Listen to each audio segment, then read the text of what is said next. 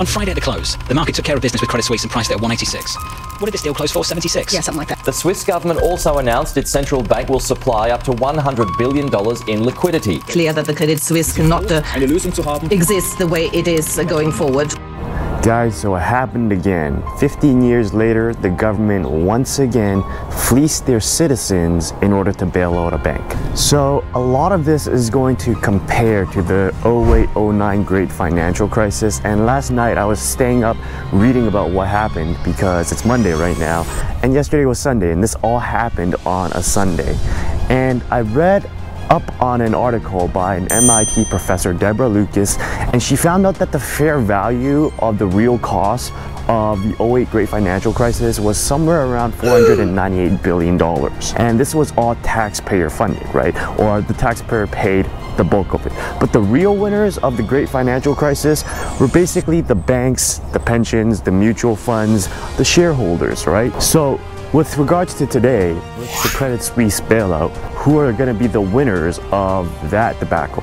Well, you got to stick around to find out. So there's this friend that's like a sister to me, and I sent her a message yesterday telling her that she should probably check which bank she uses, right? Because in the US, regional banks right now are not really that safe in my own opinion, and what I got was no response. But when I send her a dance video or a cat video, always a response. So that really goes to show where priority lies for the average person.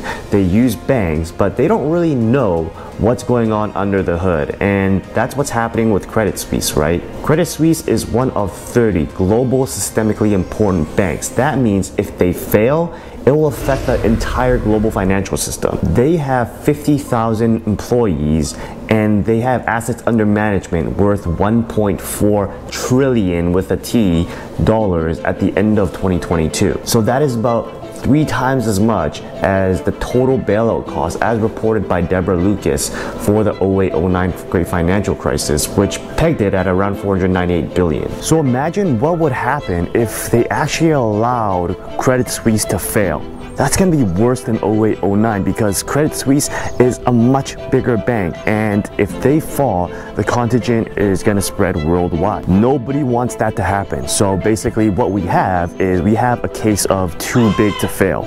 So what happens next? So Sunday, what we saw was that UBS, which is the biggest bank in Switzerland, went out and took over through a buyout the second biggest bank in Switzerland, which is Credit Suisse. UBS is paying about $3.25 billion for Credit Suisse, which is less 60% than what Credit Suisse was worth on end of day Friday. So what shareholders are getting back is they're basically getting back 76 cents of Swiss francs when their shares at end of day Friday were worth 182 Swiss francs. But that was not the most surprising thing. The most surprising thing and most important thing was that this entire deal did not need shareholder approval. What the government did was they changed the law in order to pass this deal. So like, imagine you're playing poker, you have a royal flush, and you went all in, and your opponent only has a pair and 3 random cards, so basically nothing. And what happens is that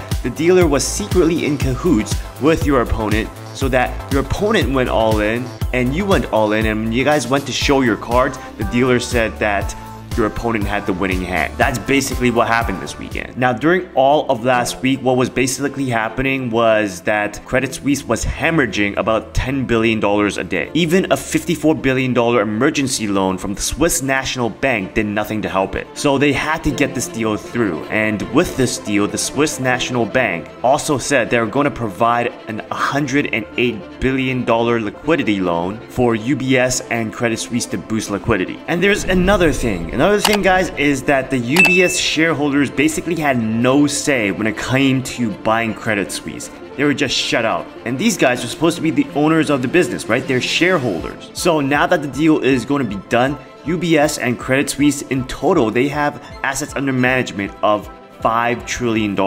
That's what the tea, guys, but that's not all. Who's going to be hurting the most from this? Who really actually loses? So the biggest losers of these deals are the bondholders, the people who bought the AT1s, which stands for additional tier 1s. Because those bonds are going to be wiped out. They're going to be written down, and it's not Credit Suisse that said we want to write them down. It's basically FINMA, which is the Swiss regulator, that said that they want the private investor to feel the pain as well. Isn't that freaking crazy? So they made it clear as day that governments are basically organized crime syndicates. And guys, mind you that this isn't just some third world country with third world corruption. This is a first world country. Switzerland is a first world country, and they just screwed their taxpayers, they just screwed their investors, they just took their money, stole their money, and all they said was, too bad. Aside from that, guys, aside from being pissed off, recently partnered with Moomoo, and here's your chance to get some free stocks, because if you open an account, you're gonna get a free stock, and if you deposit some money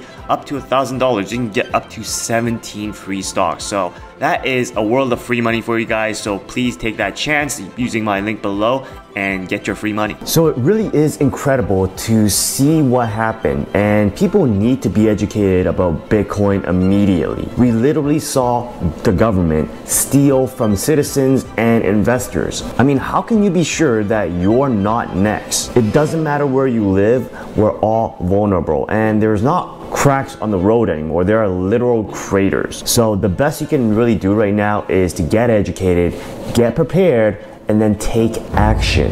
And you can do that by hitting the like and subscribe button on this channel, because that's what we're gonna go through in my future videos. Other than that, guys, remember to keep working, keep building, keep inspiring. I'll see you next time.